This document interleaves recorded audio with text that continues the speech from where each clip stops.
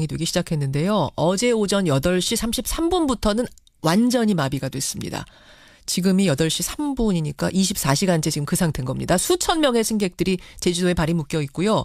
숙소를 구하지 못한 사람들은 그냥 공항에서 밤을 지새웠다 그러는데 그런 승객만 2,500명이 넘는다 그럽니다.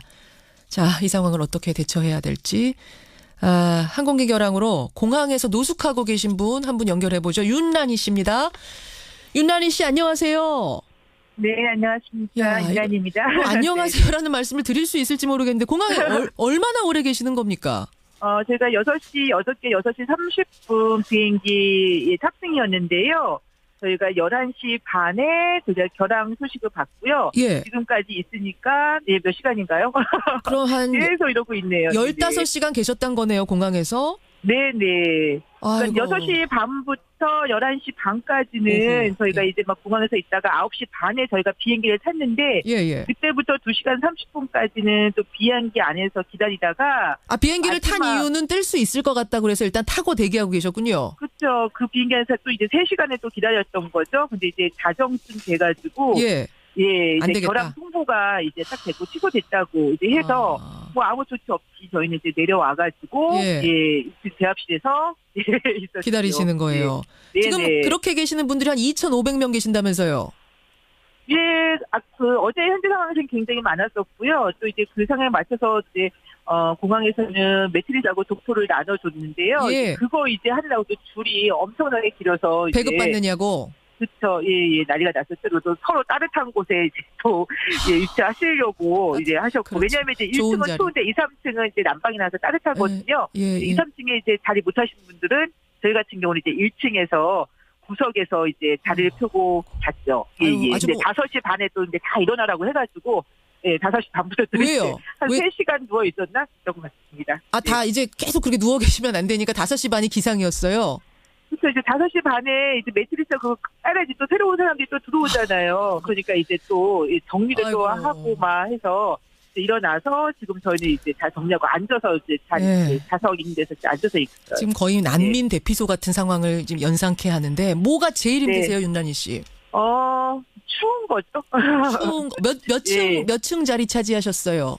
저희는 1층에 있었습니다. 1층, 2, 3층으로 못 가셨군요.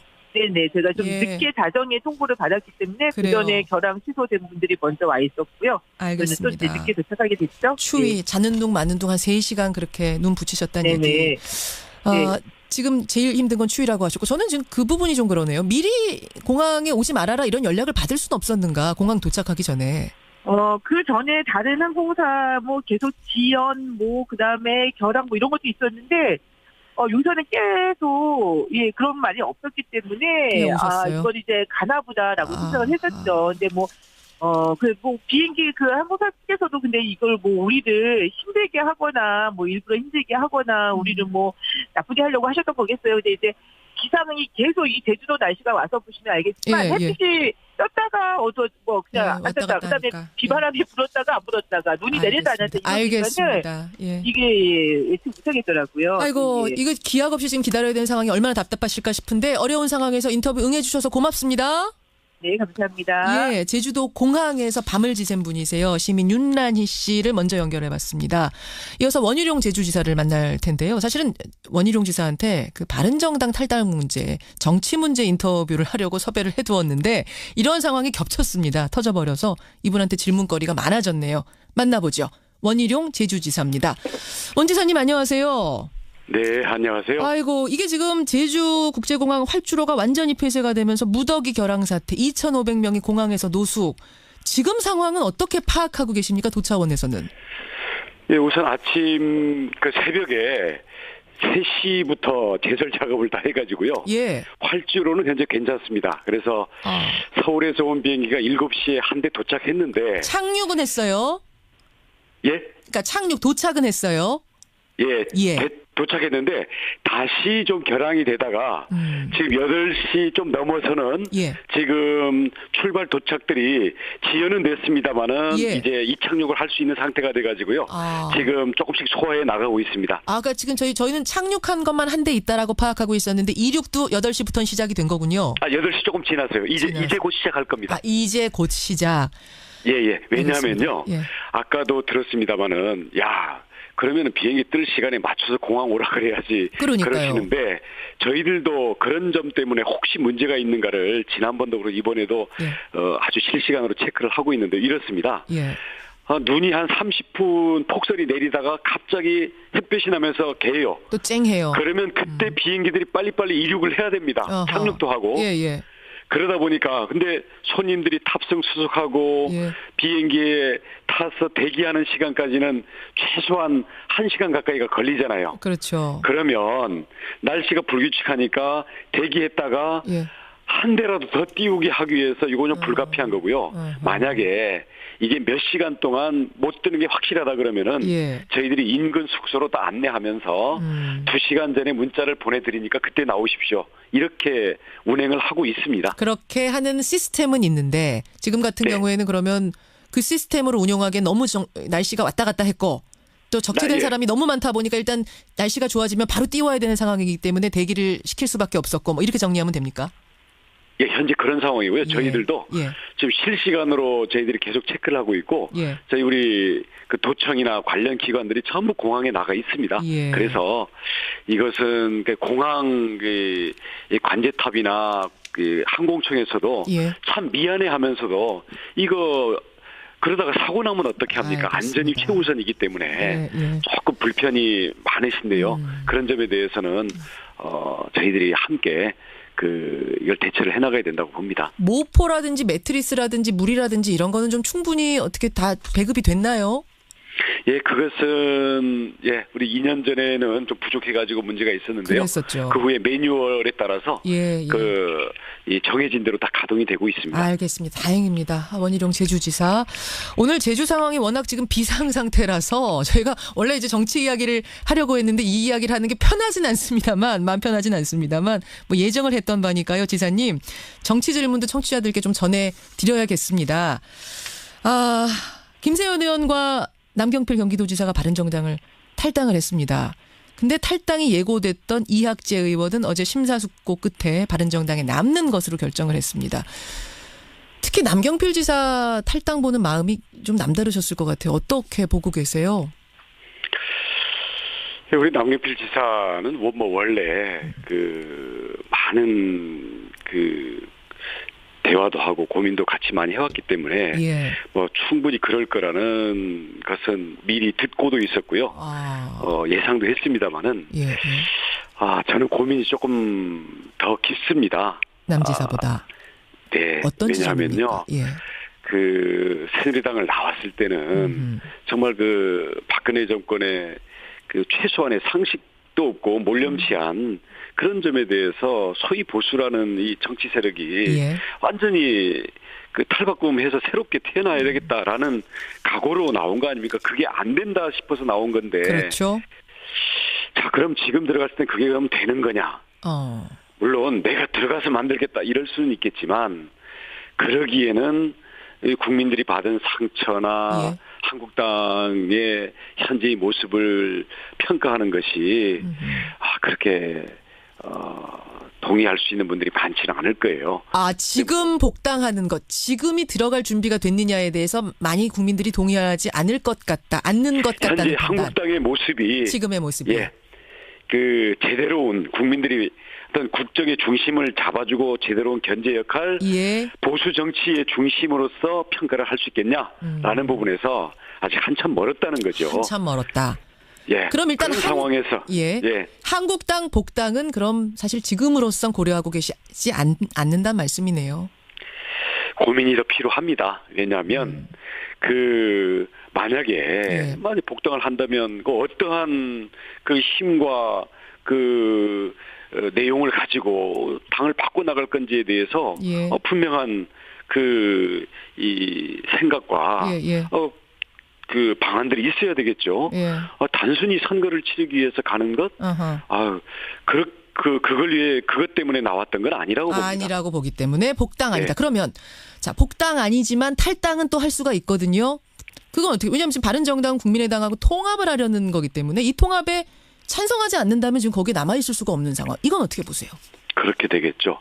바른정당이 참 어려운 결심을 하고 이제 탈당을 해서 나왔는데 그 후에 많이 좀 어려워졌죠. 그렇죠. 그 세력도 많이 위축이 됐고 그리고 과연 이 국민들이 바라는 이 정치 세력의 역할을 제대로 할 수 있을지에 대해서 그동안 많은 그 시간들을 놓쳐왔잖아요. 물론 어렵기 때문에 지금 많은 그 고비에 서 있는 건 사실이지만 국민의당과의 통합은 또 다른 문제죠. 그리고 국민의당과의 통합이 여러 가지 그동안 정치의 과정이나 사실은 추구했던 바들이 공통점도 있겠지만 다른 점도 많은데 그런 점에 대해서 과연 어떤 것들이 공통점이고 앞으로 어떤 정치를 구체적으로 어떻게 해나가는 건지에 대해서 과연 충분한 구성원들 간의 공유와 국민들에게 그 중심을 뚜렷이해서 보여주는 게 됐는지 통합에 과연 그 중심의 깃발이 분명한지에 대해서 저도 그 부분이 분명치 않다고 보여집니다. 분명치 않다. 통합의 명분이 분명치 않다라는 생각. 그렇습니다. 그렇다면 정치적으로 어려워서 그냥 합치고 보자라는 무조건적인 그 통합주의라면 그것도 또 하나의 정치 공학적인 움직임이 될 것이고요. 정치 공학적인 움직임만 가지고는 이 정치 다가오는 정치 일정의 그 폭풍우들을 헤쳐나갈 지속성과 확장성이 힘들 거라고 봅니다. 알겠습니다. 원지사님. 물론 그 부분에 대해서 다른 분들, 통합 찬성하는 분들은 다른 의견을 가지고 계시지만 오늘 그걸 가지고 논하는 자리는 아니기 때문에 일단 원지사님 의견, 이 통합은 바람직하지는 않다. 지금 적절한 방법, 적당한 방법으로 가고 있지 않다라는 말씀으로 확인을 하고 그렇다면 그냥 바른정당에서 탈당 안 하고 계시면 그 통합으로 어쨌든 가는 거거든요. 탈당을 생각할 수밖에 없으신 거네요. 지금 그 국민의당하고 바른정당의 그 통합이 일부 그 분들에 의해서 추진이 되고 있기 때문에 그게 뭐 구체적으로 어떤 모습으로 귀착이 될지를 보고요. 그 상황에 맞게 제가 우리 정치적인 동지들 그리고 많은 지지자분들과 폭넓고 깊은 논의들을 해서 왜냐하면 이번 하나의 선택은 책임을 져야 되는 거고 되돌릴 수 없습니다. 그럼 원지사님 탈당은 아직 뭐 결심한 상황은 아니다. 상황을 보겠다 말씀하셨지만 상황을 본다는 것보다도요. 그 우리 사실은 함께 해왔던 분들도 고민도 많고 어떤 분들에 따라서는 생각들이 갈려있기도 합니다. 충분히 의논을 하고 수렴을 해서 결정을 해나가겠습니다. 이것만은 분명합니까? 탈당한다 해도 설사 탈당을 한다 해도 한국당 복당은 아니다. 이건 분명합니까? 지금으로서. 말씀드렸던 것처럼 단순히 유불리에 따른 이 당을 오가는 것은 그런 무게로 정치를 해서는 안 된다고 생각합니다. 그건 아니란 입장은 분명하시네요. 설사 탈당해도 그럼 나는 무소속 지대에 있는 것이지 복당, 즉 남지사나 김세연 의원의 길을 가지는 않겠다는 이런 고민을 지금 하고 계신 것으로 알겠습니다. 원지사님, 제주도 고민의 핵심은요. 국민들이 지금 문재인 정부에 대해서 국가가 한쪽으로 치우쳐가는 부분을 걱정하는 분들도 많거든요. 이 중심을 잡으려면 야당의 견제가 공감을 얻어야 되는데 자기 과거를 반성하고 버리는 모습이 없기 때문에 그리고 희생하고 책임지는 모습이 없기 때문에 국민들이 절망을 하고 있는 거거든요. 알겠습니다. 그 근본 동력을 어떻게 만들어낼 것인가. 이 부분에 대한 고민의 연장선 속에서 구체적인 누구랑 손잡고 누구랑 함께 할 것인가가 결정이 돼야 된다고 봅니다. 여기까지 오늘 말씀 듣겠습니다. 제주 상황 잘 정리해 주시고요. 오늘 고맙습니다. 네, 고맙습니다. 제주도 원희룡 지사였습니다.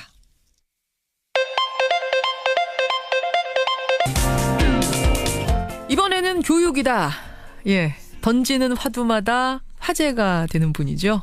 우리 시대의 사상가 도올 김용옥 선생님이 이번에는 교육에 대한 철학을 담은 책을 들고 나왔습니다. 이름이 도올의 교육 입국론. 어떤 내용이 담겨 있을지 궁금들 하시죠? 오랜만에 만나봅니다. 도올 선생님, 안녕하세요. 네, 반갑습니다. 새해 복 많이 받으십시오. 새해 복 많이 받으세요. 새해 소망부터 좀 여쭤야겠네요. 그러고 보니까.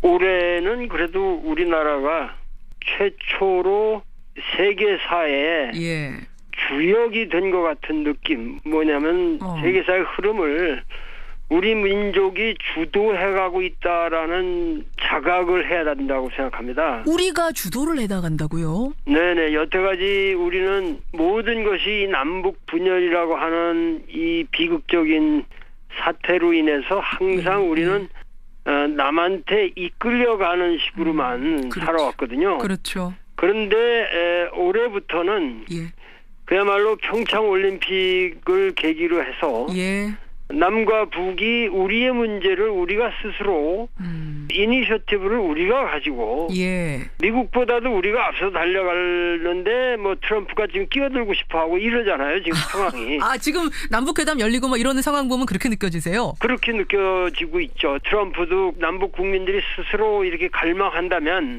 견제만 해서는 안 되겠다.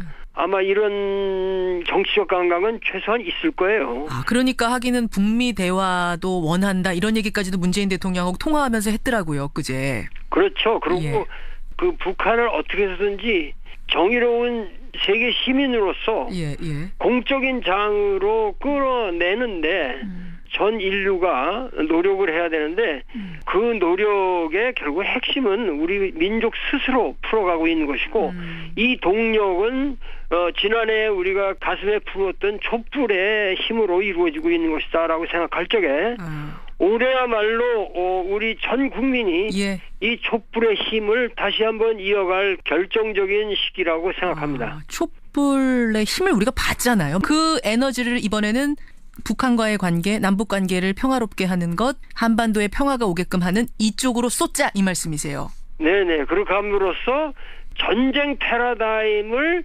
평화의 패러다임으로 바꿀 수 있는 세계사적인 장의 전환의 특별한 계기가 바로 남북 문제고 평창올림픽이고 이렇다 하는 것을 말씀드리고 있는 거죠, 제가. 새해 소망만 해도 이게 이야기가 워낙 커가지고요. 자, 일단 여기까지 말씀을 듣고 일단 교육에 대한 책을 가지고 나오셨어요. 네네. 도울 선생님의 교육 철학은 뭘까? 교육과는 뭘까?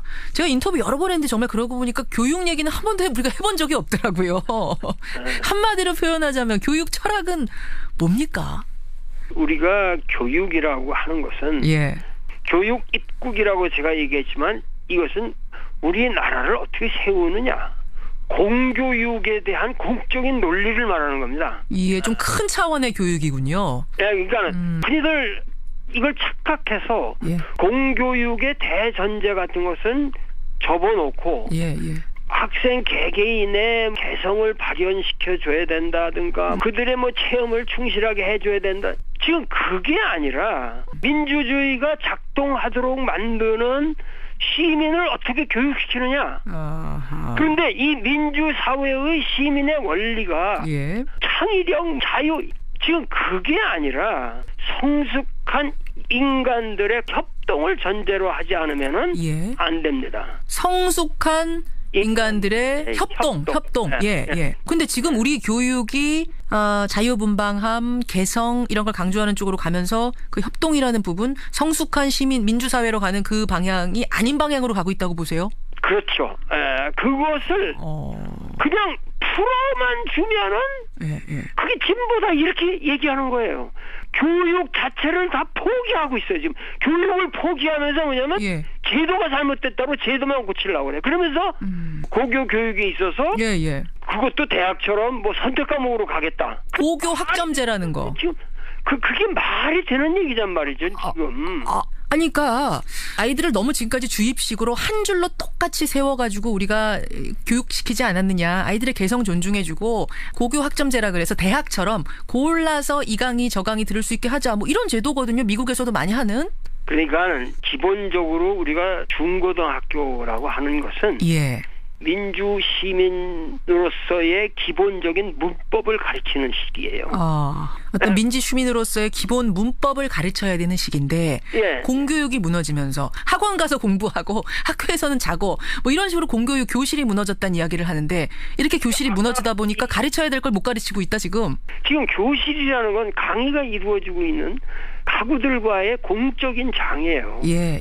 공적인 장에서 자기가 있는 시간 동안은 그들과 협동하고 선생님과 협동해 가면서 교육을 받아야 되는 피교육자의 자세가 있어야 되는 거예요. 그렇지 않으면 그런 애들은 올 필요가 없어요. 그래요. 저는 좀 놀란 것이 도월 선생님은 사실은 굉장히 프리한 교육을 외치실 줄 알았는데 오히려 중고등학교의 교육은 지금보다 엄격해져야 된다. 교실이 어떤 좀 원칙하에 다시 바로 서야 된다. 너무 당연한 거예요. 지금 체벌 절대 못하게 돼 있거든요, 선생님들이. 이것도 좀 필요하다고 보세요? 예, 그러니까 권위주의는 나쁜 거지만 권위는 조장될수록 좋은 거예요. 근데 체벌을 해서 권위가 바로 생기는 건 아닐 텐데. 체벌이라는 문제도 교사의 교육 방식에 상당히 합리적인 대안으로서 일부 가능하다는 것을 내가 얘기하는 것이고 그러면 애를 때린다든가 이런 건 말이 안 되죠. 폭력을 쓰라는 얘기가 아니라 그런 얘기가 아니라 옛날에 해초리 같은 사랑의 해초리. 우리의 교육은 어디까지나 인문주의 교육이었고 그러기 때문에 조선조로부터 내려온 서당 교육이라든가 이런 거에 우리가 훨씬 지금 내가 보기엔 못 미치고 있습니다. 조선시대 서당 교육에도 못 미치는 교육을 지금 하고 있다. 선생님 말씀 조금만 제가 정리를 해보자면 자유, 개성 이런 것을 강조하는 쪽으로 가면서 스승의 권위가 무너지고 훈육의 원칙 같은 것, 규율이 무너진 교실. 그러면서 공교육 전체가 지금 무너져버린. 그래서 그곳에서 민주주의 시민으로서 갖춰야 될 것들을 배워야 하는데 그걸 제대로 못 배운 채 지금 내보내고 있는 건 아니냐. 되는 거죠. 그렇게 분석하고 계시는군요. 그러면 선생님, 그동안의 어떤 주입식 교육이라든지 획일적인 교육이 문제다 해가지고 대학 입시 방식이 많이 변했어요. 학생부 종합전형이라고 해서 이 학생의 경험, 잠재력 이런 걸 보겠다는 겁니다. 취지가 굉장히 좋아요. 그래서 자기소개서도 써오라 그러고 이 학생이 동아리는 뭘 했는지도 보고 봉사활동 뭘 했는지 무슨 대회는 나가봤는지 이런 걸 다 보고 뽑는다는 겁니다. 미국식 방법이죠. 이게 지금 찬반 논란이 거셉니다. 이 방식은 어떻게 보세요? 그러니까 학생의 학교에서의 성취를 어떻게 평가하느냐 하는 문제인데 교사들이 아주 성실하게 그런 레포트를 써줄 수 있고 본인들도 그러한 그 자기소개서를 쓰고 이러한 것은 우리나라 교육의 수준을 높이기 위해서 필요한 겁니다. 취지가 좋다. 그건 나쁘지 않아요. 근데 문제는 예를 들어 선생님의 그 가르치는 방식의 기본이 뭐냐면 렉처예요. 렉처. 강의. 강의죠. 강의하는 거예요. 근데 강의 중심이면 꼴보수고 그건 뭐 세미나식으로 하고 체험학습으로 해도 현장학습으로 간다. 그러면서 빙빙 놀고 다니고 기본적으로 선생님이 학생들에게 강의를 통해서 민주시민사회의 그 기본적인 원리 이 내가 주장하는 인의예지라고 하는 이 기본적인 원리를 강의를 해줘야 되는 거예요. 가르칠 것을 가르쳐야 하는데 가르쳐야 되는데 그렇지 않고 지금 말씀드린 그런 것만을 다 해서 평가한다는 건 불가능한 거예요. 우리 현실에는 이게 사실 맞지 않는다 이런 말씀이시군요. 그러니까 보조적인 자료를 가지고 보조 자료를 가지고 왜 주객의 문제, 근본의 문제를 흔들고 앉았냐 이런. 보조 자료 동아리 활동이니 스펙이니 뭐 경험이니 이런 걸 가지고 대학 입시를 결정짓는 이 방식 지금 주객이 바뀐 상태다. 그러니까 우리가 선택 과목을 한다는 것도 그게 말이 안 되는 게 그럼 주제가 세분화되고 그렇게 되면서 학생들의 지식의 폭이 점점 협소해집니다. 오히려 고교 학점제 같은 거 하면. 그러면서 또 교사들의 전공이라든가 이런 문제도 대혼란이 오고. 처음에는 그럴지 모르지만 선생님 지금 미국 같은 경우면 성공한 거 아니에요? 성공하지 않았어요. 아니에요? 절대 성공 안 했어요. 미국이래 공교육이라는 지금 최하예요. 그렇습니까? 지금 우리가 모델로 가고 있는 게 미국식이거든요. 이 대학 입시도 학종이라고 그래서 이 수시 모델이 미국식인데 이거 다 실패했어요? 다 실패했어요. 미국 교육이라는 게 전부 퍼블릭 스쿨 가면 마약하고 술 먹고 공립학교 가면 다 무너졌어요. 공교육이. 비싼 돈 주고 지금 프라이빗 스쿨 보내는 거예요. 사립학교를 그래서 가는 거다. 그렇죠. 공교육이 지금 무너져가는 미국인데 그 미국의 모델을 보고 우리가 오히려 그걸 지금 따라가고 있고 현실과 괴리된 채 뭐 찬반 논란이 일고 지금 이 상황이 어지러워지고 있다는 얘기네요. 오히려. 현실한 거죠. 미국의 소위 말해서 자유주의 교육이라는 건 이미 파산이 선고된 겁니다. 그러니까 우리는 인문주의의 이 찬란한 몇천 년의 전통이 있기 때문에 그리고 아직도 도덕이 살아있고 우리 젊은이들은 아직도 어른에 대한 존경이 있고 이렇게 좋은 나라에서 어찌 그렇게 천박한 교육의 현실을 따라가려고 하느냐. 아니 근데 이제 왜 그렇게 됐냐면 네. 창의력이 중요한데 우리 아이들은 똑같은 교육을 30-40명한테 하는 획일화된 교육을 하다 보니까 창의력이 도저히 살질 않는다. 이렇게 돼서 현대사회에서 도태된다 해가지고 그 얘기가 나온 거거든요. 지금 가장 큰 문제가 예. 기본을 안 가르치고 창의력을 가르치겠다. 말도 안 되는 얘기죠. 예를 들면은 예. 고교 교육을 짜는 사람들이 예. 자기들이 만드는 교육 가지고 모든 걸 해결하려고 그러지 마세요. 애들은 선생이나 뭐 장관보다도 훨씬 더 자기 인생을 자기 스스로 창의적으로 해나갈 능력이 있어요. 아이들은요. 무시하지 말란 말씀이세요. 그들에게 맡겨두세요. 기본만 가르쳐주고 여유를 주라고. 주고. 그 선생님 말씀은 창의력 키우지 말아라. 획일화해라 이 말씀이 아니라 일단은 기본은 가르치는 게 필요한데 지금 그걸 건너뛴 채 창의력, 개성, 자유 이것만 외치고 있다.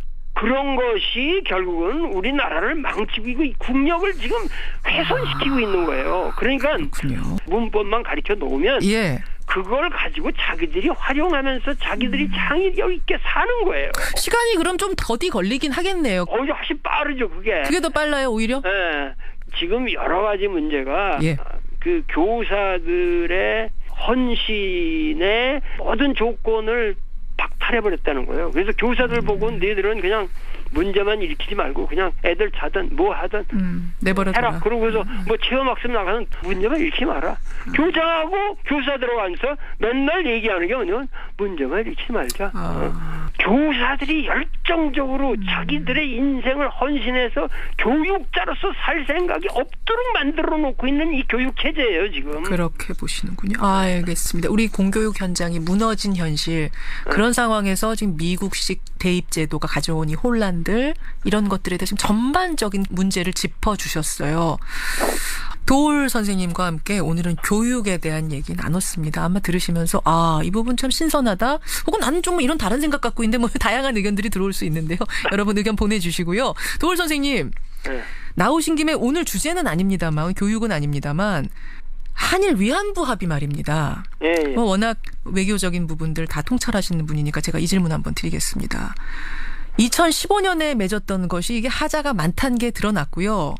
근데 국가 간의 합의다 보니까 이거를 파기하기도 어렵고 재협상 요구하기도 어렵고 그러다 보니까 청와대가 결국 재협상은 아니지만 파기도 아니지만 우리가 돈 가지고 있고 보상금 받은 거 가지고 있고 다만 이행하지 않는 쪽으로 가겠다. 이렇게 가닥을 잡은 것 같습니다.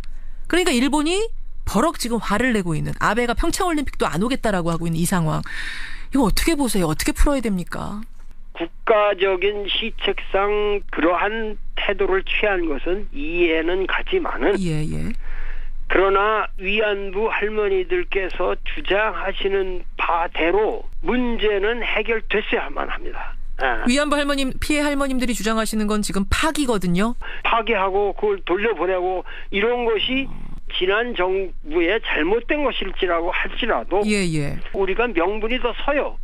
일본의 어떤 악랄한 국가 범죄이기 때문에 이러한 범죄에 대해서는 전 세계가 동의하고 있는 문제고 이러한 것을 가지고 우리가 좀 과격한 태도를 취한다 해도 결코 그것이 국제사회에서 비난의 대상이 된다거나 일본에도 양시민들이 있는데 그 양시민들이 호소해 가면서 우리가 이러한 문제는 최소한 이게 잘못되었던 것이니까 이것은 파기되어야만 한다는 도덕적인 당위성이 있다. 그렇게 밀고 나갔어야 된다. 근데 그렇게 될 경우에는 외교적으로 상당히 꼬일 거다. 어쨌든 이거는 국가 간의 합의이기 때문에 잘못됐든 뭐하든 간에 전 정부가 우리나라 대표가 저질러 놓은 일이기 때문에 이거를 깨면 외교적으로 우리가 큰 낭패를 볼 거다라는 것 때문에 그렇게는 못한 거거든요. 네, 하여튼 그 입장은 제가 이해를 하겠고 그러나 저한테 묻는다면 저는 밀어붙였습니다. 밀어붙였을 거다. 밀어붙이고 이러한 것을 위해서 만약에 한일 관계가 악화된다면 그거는 사드에서 생긴 문제보다 더 마이너한 문제죠. 그거는 어떻게든지 또다시 외교적 전략 차원에서 해결할 수 있는 거예요. 하긴 또 전 세계가 어쨌든 이 문제에 대해서는 완전히 우리 편을 들고 있는 거니까 뭐 그런 것들을 기반 삼아서 우리 정부가 이 세계 전략을 짤 때 이제는 그냥 아시아의 조그만 뭐 페닌슐라의 어떤 로컬한 가버먼트라는 생각하지 말고 예, 반도의 조그만 나라 전 세계의 10대 강국 중에 들어있는 대한민국의 위상을 가지고 예.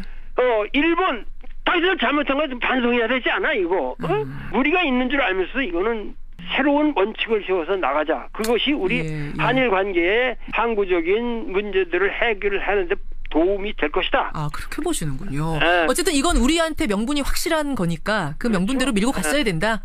한 가지만 더 여쭙습니다. 네네.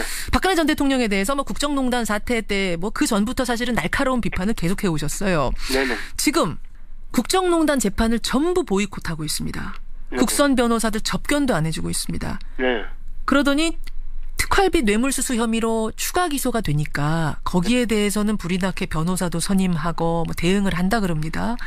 지금 이 돌아가는 상황들은 어떻게 보십니까? 저는 얼마나 박근혜 전 대통령이 미숙한 인간인가. 어떻게 국민들이 대통령의 자격을 갖춘 사람이라고 해서 뽑았을까.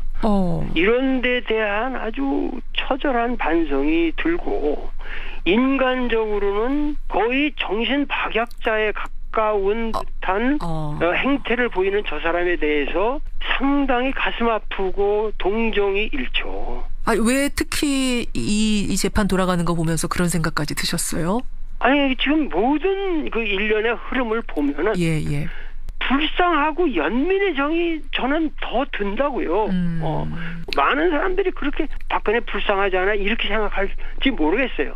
그러나 우리가 지금 생각해야 할 거는 왜 이순신 장군이 노량해전에서 도망가는 놈들인데 왜 도망가는 놈들을 그렇게 처절하게 쫓아가서 자기 목숨을 바치면서 그 항전을 하셨을까? 왜입니까? 다시는 이 시기를 돌아오지 못하게 부대를 위해서 다시는 이 땅을 너희들이 돌아오지 못하게 매운맛을 내가 죽으면서 보여주겠다는 거예요. 다시는 이런 짓 못하게. 어차피 도망가지만 도망가는 사람 잡고라도 매운맛을 끝까지 보여주고 그 뿌리까지 다 뽑아버리자는 심정이셨을 거다. 이순신 장군은. 이순신 장군은 그거죠. 후대 역사를 생각하는 거예요. 내 목숨 하나 바쳐서라도 이것을 최후의 한 놈까지 다 박멸할 때까지 내가 그들에게 고통을 치러주고 임진왜란이라고 하는 이 처절한 죄악에 그들이 얼마나 책임이 있냐는 걸 갖다 역사에다 기록해놓겠다는 거예요. 저는 그럼 그 말씀 들으니까요. 지금 사실은 이제 적폐청산 작업을 우리가 하고 있죠. 촛불 이후 탄핵 이후에. 그런데 적폐청산 이제 이 정도면 됐다. 이거 국가가 성장하는데 발목 잡는다. 그만 과거에 집착하고 이제는 미래를 논하자 이런 이야기들도 나옵니다. 피로감 같은 게 나와요.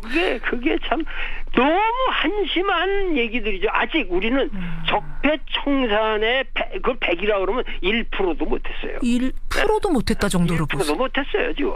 오늘날 박근혜의 이러한 모든 태도에 대해서도 아주 치열하게 우리는 국민들이 전부 이순신 장군과 같은 그러한 마음으로 다시는 이런 대통령이 나와서는 아니 될 것이고 다시는 누구든지 정권을 잡아서 이러한 황당한 짓들을 하지 못하도록 우리가 끝까지 처벌해야만 합니다.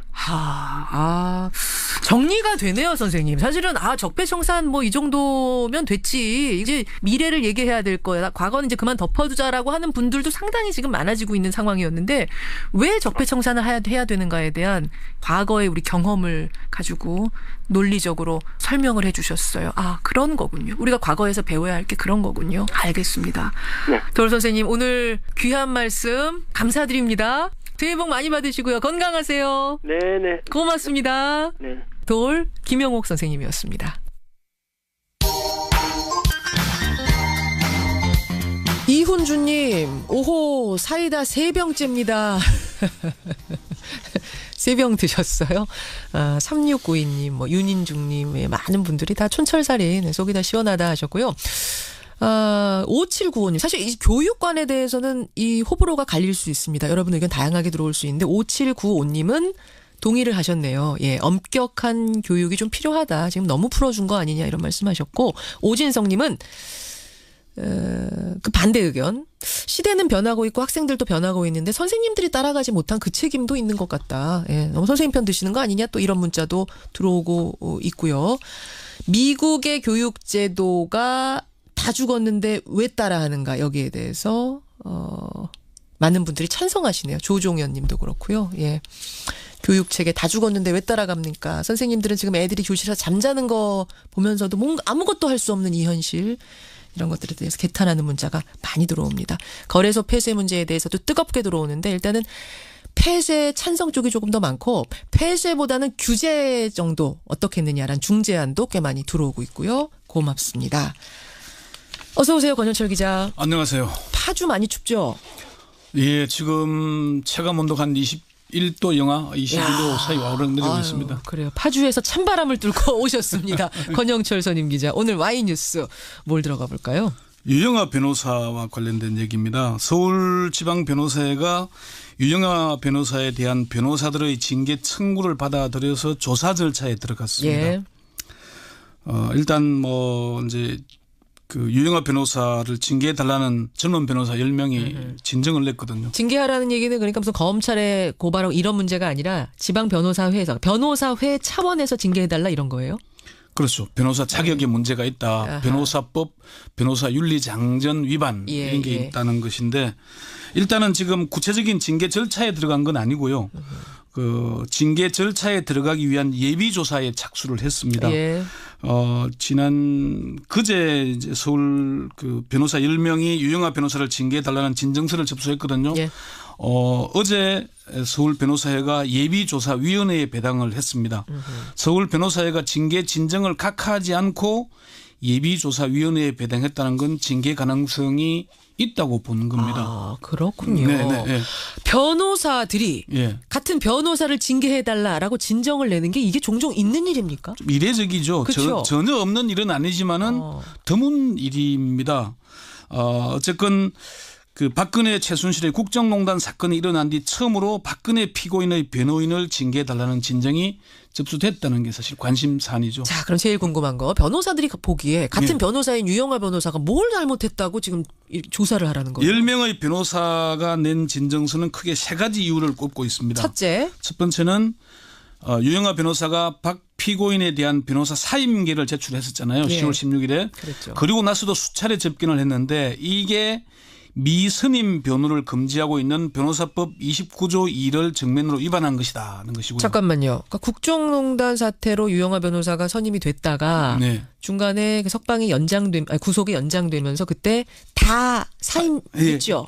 그 후에도 몇 번 가서 만났어요? 예, 만났습니다. 접견했죠. 아니 국선 변호사들은 한 번도 안 만나주면서 유영하 변호사는 만났어요? 변호사가 아닌데도? 국선 변호사 선임되기 전에 이제 이전에 그것이 변호사법 위반이다. 첫 번째. 두 번째는 변호사법 24조 2항은 변호사는 그 직무를 수행할 때에 진실을 은폐하거나 거짓 진술을 하여서는 아니 된다라고 규정하고 있고요. 변호사 윤리장전 제11조 1항은 변호사는 의뢰인의 범죄 행위, 기타 위법 행위에 협조하지 아니한다라고 규정을 하고 있습니다. 그런데 유영하 변호사는 검찰이 국정원 특활비 수사와 관련해서 박근혜 피고인의 재산을 동결시키려고 하니까 30억 원이 변호인 선임료다 이렇게 주장을 했잖아요. 선임료로 받은 거다 이렇게 주장했어요. 이게 아무래도 뭐 수임 관행에 비춰볼 때 정상적이라고 보기는 어렵고 검찰의 재산 보전 직무를 방해하는 행위라고 볼 수 있다는 거죠.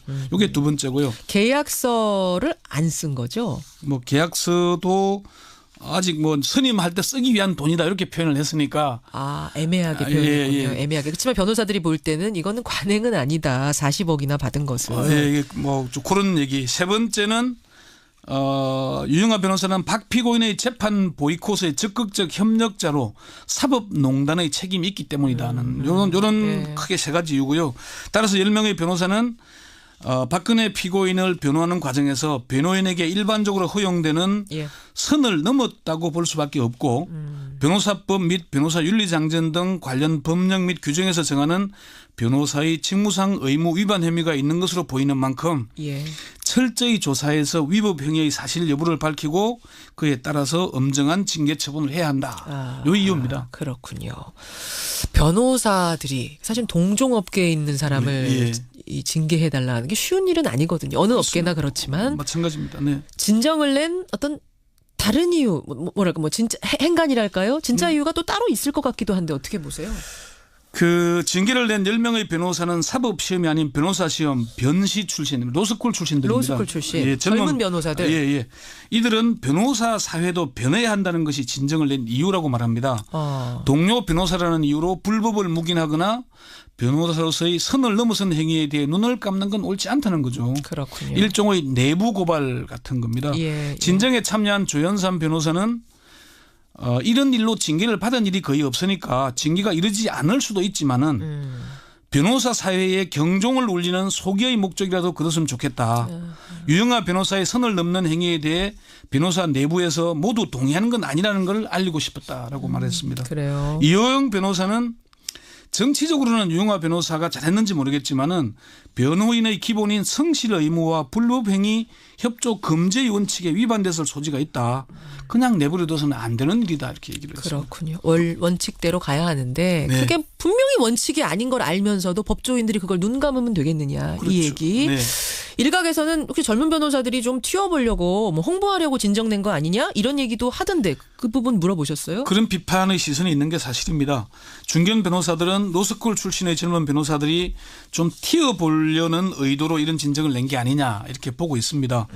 유영아 변호사가 아무리 이해관계도 없잖아요. 없죠. 그렇지만 이런 시선에 대해서 젊은 변호사들은 억울하다고 말합니다. 억울하다. 조현선 변호사는 저희들로서는 좀 억울한 면이 있다. 우리가 이걸 한다고 해서 얻는 이득이 사실상 없다. 주변 자기 이름이 공개되고 나서 주위에서 너무 많은 연락을 받고 있다. 근데 이름 알려지는 거는 이거 좋은 거 아니에요? 홍보되니까? 홍보를 한다 그러지만 꼭 좋은 정치라는 건 아니기 때문에. 그렇죠.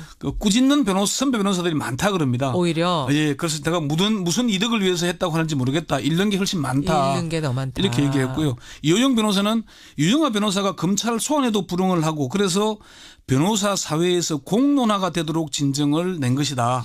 변호사의 불법에 대해 조사의 발동을 촉구하는 의미에서 냈을 뿐이다라고 얘기했습니다. 예, 그래요. 실제로 징계 가능성은 어때요? 이런 일로 징계를 받은 전례는 없지만은 유영아 변호사의 경우 도가 지나쳤다는 평가가 많습니다. 한 중견 변호사는 유영아 변호사가 30억 원이 변호사 수임료라고 하는데 만약 사실이라면은 과다한 보수를 약정한 것으로 징계 사유가 된다. 또 변호사 수임료가 아닌데 수임료라고 거짓 주장을 했다면은 의뢰인의 몰수될 재산을 은닉하는데 협조한 것이니까 마찬가지로 징계 사유가 된다. 이래도 징계 사유고 저래도 징계 사유가 된다. 징계 사유, 저래도 징계 사유. 대한변협의 핵심 관계자는 유영아 변호사가 자기 발등을 찍었다. 30억 원을 수임료로 받았다고 하면은 세금을 아무리 못해도 40%인 12억. 그러니까요. 세금을 그렇게 많이 뗀다면서요. 또 부가세도 10%. 그러니까 절반을 세금으로 내야 된다. 수임료라고 하면 그렇게 내야 된답니다. 그렇죠. 예. 근데 이게 또 세금을 내지 않기 위해 선계를 내지 않으면은 거짓말을 했으니까 품위유지 위반이 되고. 그렇게 되네. 이러나 저러나. 예, 박찬훈 교수는 유 변호사가 관리하는 박근혜 피고인의 돈을 선임료 운운하는 주장은 허위 가능성이 커서 검찰의 정당한 공무집행을 방해하는 행위가 될 수 있다. 그렇게 얘기를 하기도 했습니다. 그러니까 이게 아무래도 징계 가능성이 높다고 보는 쪽이 더 우세합니다. 권유선 기자. 네. 이제 그것도 궁금하지만 변호사가 왜 변호사를 진정냈을까 이것도 궁금하지만 그거보다 더 궁금한 건요.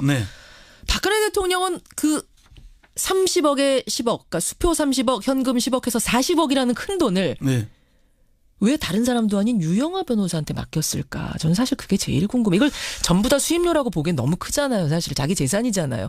혹은 수임료로 쓰라고 하더라도 다른 믿을 만한 다른 친척이든 누구한테 맡겼다가 그걸 수임료로 건네줄 수도 있었을 텐데 턱하니 바로 유영아 변호사한테 맡겼단 말입니다.